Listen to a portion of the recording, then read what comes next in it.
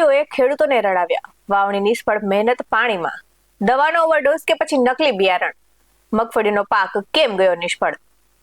જે ખેડૂતો આખી દુનિયાનું પેટ ભરે છે તે આજે પોતાના જ ખેતરમાં ઉભા રહીને રડી રહ્યા છે.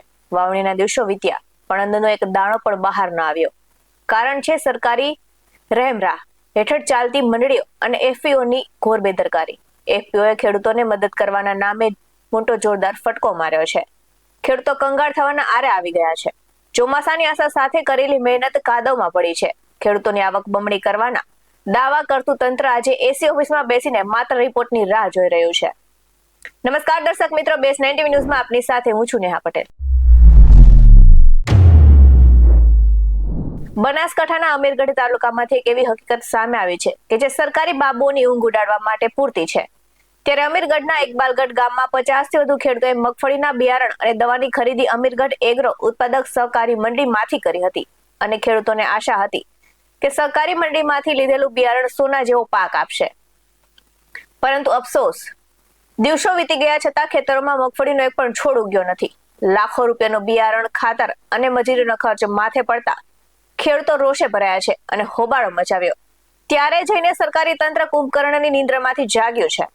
ખેડૂતોનો આક્રોશ સાંભળીને ખેતીવાડી વિભાગની ટીમ એસી ગાડીઓમાંથી ઉતરીને છેક સરહદી વિસ્તારના ખેતરો સુધી તો પહોંચી ખરી, પરંતુ ત્યાં જઈને બાબુએ તર્ક લગાવ્યો. તે સાંભળીને હસવું, રડવું કે ખબર જ નથી પડતી. પ્રાથમિક તપાસમાં બાબુ એવું કહી રહ્યા છે કે ખેડૂતો દવાનો ડોઝ નક્કી કરેલા પ્રમાણ કરતા વધુ વાપર્યો હોઈ શકે છે. વાહરે સરકારી બુદ્ધિ. સામાન્ય રીતે 100 કિલો બિયારણ માટે માત્ર 200 ગ્રામ દવા વાપરવાની હોય છે, પણ જો દવાનો ડોઝ વધુ હોય તો મંડળીએ ખેડૂતોને દવા આપતી વખતે સાચું માર્ગદર્શન કેમ ન આપ્યું? શું એફપીઓનું કામ માત્ર કાગળ પર નફો રડવાનું અને દવાઓ પધરાવી દેવાનું જ છે? ત્યારે હંમેશાની જેમ આ વખતે પણ સરકારી બાબુએ પોતાની જવાબદારીમાંથી હાથ ઊંચા કરી દીધા છે. સેમ્પલ લેબોરેટરીમાં મોકલી દેવાયા છે અને હવે રિપોર્ટ આવશે ત્યારે જોઈશું તેવો જવાબ આપવામાં આવી રહ્યો છે. ત્યારે સવાલ એ થાય કે જ્યારે લેબોરેટરીના રિપોર્ટ આવશે ત્યાં સુધીમાં તો ચોમાસાની સિઝન પૂરી થઈ જશે. ત્યારે આ ગરીબ ખેડૂતોના નુકસાનની ભરપાઈ કોણ કરશે? હકીકત એ છે કે આ બિયારણ ગુજકો માસોલ મારફતે મળેલું હતું અને દવા પિલોરિયા કંપનીની હતી. ત્યારે સરકારી કે અર્ધ સરકારી સંસ્થાઓ દ્વારા સપ્લાય કરાયેલા બિયારણમાં જો આવી ખામી નીકળે તો સામાન્ય ખેડૂતોને વિશ્વાસ કોના પર કરે? ત્યારે ખેડૂતોની આખી સિઝન ફેલ ગઈ છે અને લાખો રૂપિયાનું નુકસાન થયું છે અને માથે દેવું થઈ ગયું છે.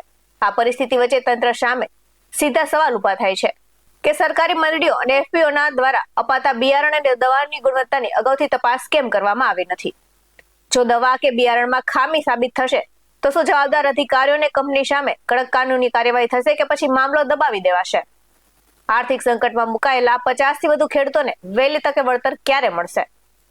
તો ખેડૂતો માત્ર આજે કાગળ પર ચાલતી યોજનાથી કંટાળી ગયા છે. તેમને સાચી તપાસ, ગુનેગારો સામે એક્શન અને તાત્કાલિક આર્થિક વળતર જોઈએ છે. હવે જોવાનું એ રહેશે કે સરકારના બહેરા બાબુઓ ખેડૂતોની આ કાયદેસરની માંગ સાંભળે છે કે પછી દર વખતની જેમ કોઈ ફાઇલોના દલદલ તળે સત્ય દબાવી દેવામાં આવશે.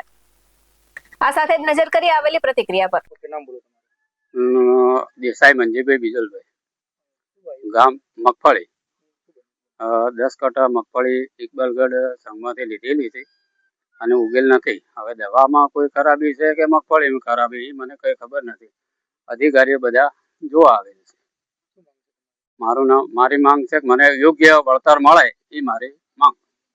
મને મારા ખર્ચો, મારા ભાગ્યાનો, મારી મજૂરી, મારા ડીઝલ, ટ્રેક્ટર, હાથી જે બી મજૂરી મને યોગ્ય વળતર મળે એ મારી માંગ. લગભગ સાહેબ 45 થી 50 હજાર.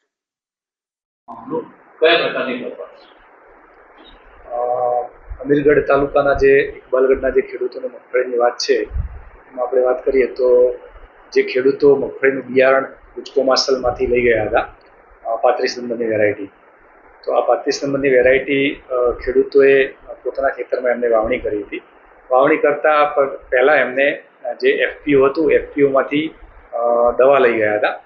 તો એ જે દવા જે હતી એ દવા છે યુનિવિયા કંપનીની હતી. યુનિવિયા કંપનીની જે દવા હતી એ ખેડૂતો લઈ ગયા હતા બીજનો પટ આપવા માટે. તો બીજનો પટ આપવામાં હવે એવું થયું છે કે જે તે મંડળી એફપીઓ વાળાએ ખેડૂતોને એવું કહેલું કે આ જે મગફળી છે એનો જે ડોઝ છે એકચ્યુઅલી ડોઝમાં થોડો વધારે પડતો ઉપયોગ થયો હતો આની અંદર. એટલે એફપીઓના જે કહેવા મુજબ કે ભાઈ 100 કિલો જે બિયારણ હતું એ 100 કિલો બિયારણની અંદર તમારે આની 500 ml બીજની માવજત આપવાની થાય છે. એ રીતે એફપીઓ વાળે જે તે ખેડૂતોને કહેલું હતું. પણ ખરેખર એકચ્યુઅલી આ જે દવા વાપરવાની થાય છે એ એકચ્યુઅલી ભલામણ મુજબ આ 100 કિલો બિયારણની અંદર 200 ml જ દવા વાપરવાની થાય છે. આમ આપણે વાત કરીએ તો લગભગ ડબલથી અઢી ગણી દવા જે ખેડૂતો જે ખરા એનો બીજ માવજત આપી હતી અને ત્યારબાદ એનું વાવેતર કરેલ હતું. તો વધારે પડતા જે ઓવરડોઝ થયું એના લીધે આ ખેડૂતોને જે ઉગાવાનો જે પ્રશ્ન થયો છે એ આખો મામલો આ બાબતે જે ખેડૂતોને જે અંદર બિયારણ ખરીદ્યું હતું અને જે બીજ માવજત આપી હતી તો એ ખેડૂતોને આ મગફળીનો પ્રશ્ન ઉપસ્થિત થયો હતો. એમાં એવું હતું કે જાણવા મળ્યું કે ભાઈ જે પણ ખેડૂતોએ બિયારણ જે પટ વગર જે વાવ્યું હતું એમને મગફળી ઉગી ગઈ હતી અને જેમને આ વધારે પડતા ડોઝ આપી અને જે બિયારણની જે માવજત આપી હતી એવા ખેડૂતોને આ બિયારણ ઉગ્યું ન હતું.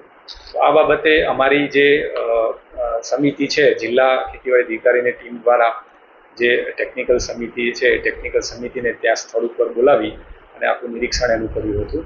નિરીક્ષણ બાદ જે પણ દવાઓ આપણે જે વાપરવામાં આવી હતી એનું સેમ્પલ પણ લેવડાવ્યું છે અને મગફળીનું પણ સેમ્પલ લેવડાવ્યું છે. તો એ જે તે સમયે એનું રિઝલ્ટ અમારી અધિકૃત લેબોરેટરી છે અધિકૃત લેબોરેટરીમાંથી એનું મતલબ રિઝલ્ટ આવશે. એ રિઝલ્ટ બાદ એક્ઝેક્ટલી કહીશું કે ભાઈ આ દવા ખરેખર એકચ્યુઅલી એમાં કન્ટેન્ટ શું હતું અને કઈ રીતે એમાં હતું દવામાં, બરાબર. અને બિયારણનું પણ અમે એનું સેમ્પલ પણ લીધેલું છે. એટલે હાલ પૂરતું જે તે એફપીઓ જે છે એફપીઓ ખેડૂતોને આ બાબતે જે કહેવાય મંત્રણા એમની જોડે કરી અને એ મુજબ સમજાવટથી કઈ રીતે કામગીરી હવે આગળ કરવાની થાય છે એ મુજબ એમને કાર્યવાહી કરેલી છે. હા, મારું નામ ચૌહાણ અભયસિંહ, કરજાના વતની. અમે ઘી અમીરગઢ સેવા ઘી અમીરગઢ એગ્રો મંડળીમાંથી બિયારણ મગફળીનું વિશ્વાસ માસલ લીધું હતું. પછી એની સાથે એની દવા આપી, એ દવા નાખી બિયારણ પટ આપી વાવેતર કર્યું, બીજ ઉગ્યા નહીં. પછી એના પછી ટીમ જોવા આવી. એ વખતે અમે યુનિવર્સિટીના સાહેબો હતા, ગુજકો માસલના હાથે હતા અને જોયું છે અને તપાસ કરી. હાલ અમે કાળુભાઈ ઉકાભાઈના ખેતર ઉપર ઉભા અને એમને પણ એવું વાવણીમાં મગફળીનો કોઈ ઉગેલી નથી. હા, મારા ખેતરમાં બી 5 કટ્ટરનું વાવેતર કરેલું હોય એનો પણ જોવા જવાનું, હજુ સુધી ગયા નથી. મારા ખેતરમાં પરિસ્થિતિ અમુક કેવું સાહેબ 10% દેખાય તો 10% દેખાય. એક સાસની અંદર દવાના પટ આપ્યા વગર વાય એ ઉભી છે એ હજી જઈને જોવાનું.